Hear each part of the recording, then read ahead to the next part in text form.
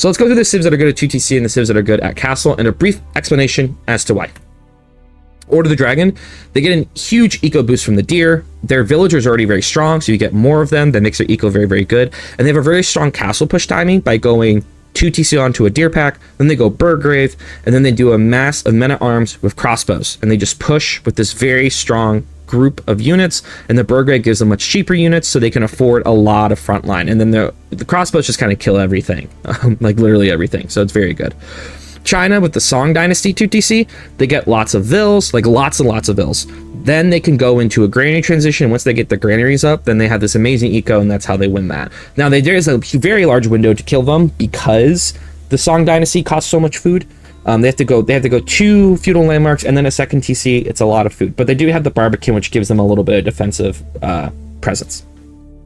Zushi Song Dynasty gives them cheaper TCs and cheaper farms. So once again, this idea of they can get down a very quick second TC, and then they can go to a cheap granary transition, and they have really good food.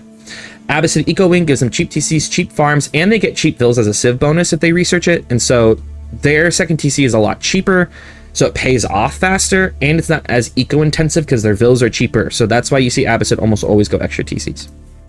English, they have this synergy with their feudal and castle landmark. Their feudal landmark, the king's, oh god, what's the name of it? I'm sorry, it's the one that gives you the king. That's not the council hall. So they get this free king that can raid, keep their opponent in their base. They can go second TC, and then they can go their cheap boosted farms, so they're eco's nice and safe, and then they can drop their white tower to stop a push in their tracks. And if their opponent also goes 2TC, well then they can drop their castle landmark, that's another TC, and boom, now they have 3 TCs. So the English multi-TC strategy is definitely very good. And then of course we have Knights Templar. They have a fast second TC. We don't know if it's good. That's the funny part about it. I think there's still a lot of debate if their fast second TC is good, because to do second TC, you're inherently not doing pilgrims, which is their main eco boost through gold.